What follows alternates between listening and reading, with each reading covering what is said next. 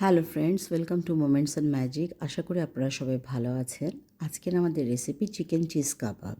তার জন্য আমরা আগে যে প্রয়োজনীয় উপকরণগুলো ওগুলো কেটে বেছে রেডি করে নিয়েছি। তার সাথে আমাদের কিছু সস, কিছু পাউডার লাগবে, সেগুলোর পাশে রেখে নিলাম। নিয়ে একটা চপার রেডি করলাম।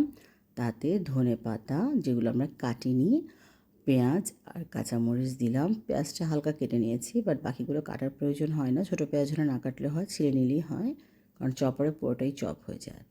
এরপরে মুরগির বুকের বোনলেস মাংস, জাস্ট বুকের মাংসটাকে 2 পিস করেছি, করে দিয়ে দিচ্ছি। বেশি ছোটো টুকরাও করিনি, চপারই করে দেবে। এর সাথে দিলাম লবণ, শুকনা মরিচের ফাঁকি, রসুনের গুঁড়া, পাপরিকা পাউডার, মাস্টার্ড পেস্ট বা সস যেটাই বলেন, সাথে সয়া সস দিয়ে এটাকে আবার একটু ভালো করে ব্লেন্ড করে নেওয়ার পরে আমি একটা শুকনো গরম ফ্রাই প্যানে দিলাম 2 চামচের মতো বেসনটা দিয়ে ওটাকে ভালো করে টেলে ডালা বেসনটা আমি আমার কাবাবের সাথে মিশিয়ে দিচ্ছি। সাথে দিচ্ছি একটা ডিম, পাউরুটির সাইড ছাড়ানো, আর তার উপর দিলাম লেবুর রস অনেকটা নরম হওয়ার জন্য। এখন এটাকে ভালো করে ব্লেন্ড করে নেব। এ পর্যায়ে আমরা সামান্য চিনিও অ্যাড করে আবার একটু ব্লেন্ড করে নেব। চিনিটা জাস্ট সামান্য, টেস্টটাকে জাস্ট করার জন্যে, স্টেবিলাইজ করার জন্যে। এখন আমি এখানে চিজ কিউব নিয়ে একটা কিউবকে 4 টুকরো করে কেটে নিচ্ছি।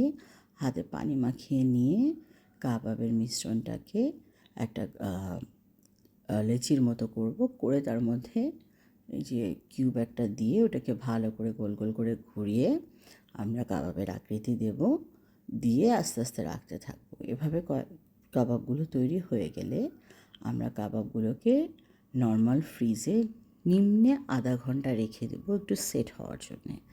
এই আধা ঘন্টার মধ্যে একটু বেশি রাখলেও সমস্যা নেই, বাট সেট হতে হবে। এই পর্যায়ে আমরা ডিপ ফ্রিজেও রাখতে পারি। পরবর্তীতে যদি আমি সেটা ইউজ করতে চাই, একদিন আগে বের করে নর্মাল ফ্রিজে রাখবো, তাহলে ওটা আবার নর্মালে চলে আসবে।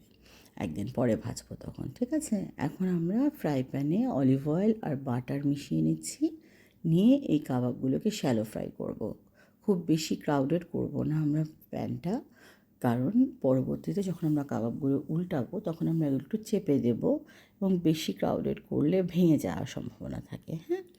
সো আমরা এভাবে করে কাবাবগুলো দিয়ে দিলাম। দিয়ে এক সাইড হয়ে গেলে উল্টে আরেক সাইড যখন আমি উল্টাচ্ছি তখন এটা দেখেন যে স্প্যাচুলাটা দিয়ে হালকা চেপে দিচ্ছি। তাতে যেটা হবে, ভিতর পর্যন্ত কোনো কাঁচা কিছু থাকবে না।